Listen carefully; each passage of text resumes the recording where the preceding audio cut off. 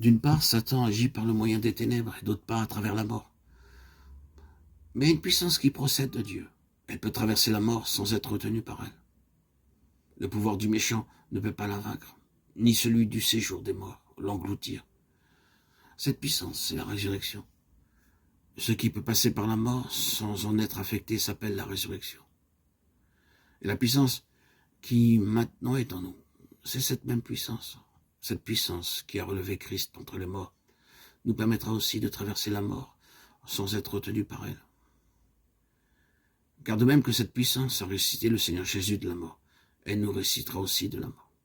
Or, non seulement cette puissance a ressuscité Christ d'entre les morts, mais elle a permis à Dieu de le faire asseoir à sa droite dans les lieux célestes, au-dessus de tout. Et il a tout mis sous ses pieds, et l'a donné pour chef suprême à l'Église. Éphésiens 1:20.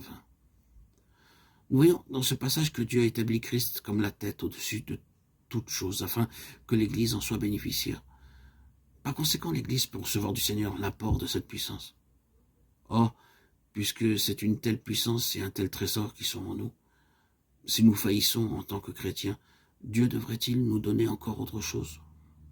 Nous devrions lui dire, ne me donne rien de plus, car tu m'as déjà tout accordé.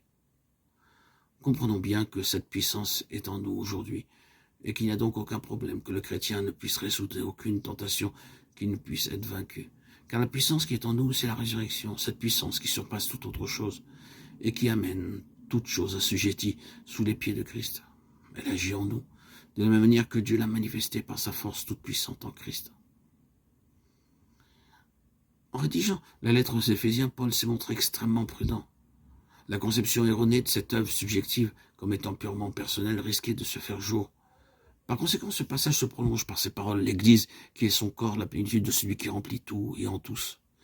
Cette œuvre subjective n'est pas liée seulement aux besoins personnels, mais elle vise bien plus le besoin du corps de Christ, qui est l'Église. Cela montre que Dieu veut que nous sachions que son plan éternel a pour objet l'Église, et non seulement des individus. Ce qui est associé avec le dessein éternel de Dieu, c'est l'Église. C'est l'Église dans l'éternité passée, dans l'éternité à venir et dans l'œuvre de Dieu aujourd'hui. C'est l'Église qui est prééminente et non les individualismes. Sachons que lorsque cette puissance se manifeste en nous aujourd'hui, c'est pour l'Église qu'elle se manifeste et non pas pour nous-mêmes en premier lieu. Dieu veut que l'Église bénéficie de cette puissance et non pas uniquement des individus.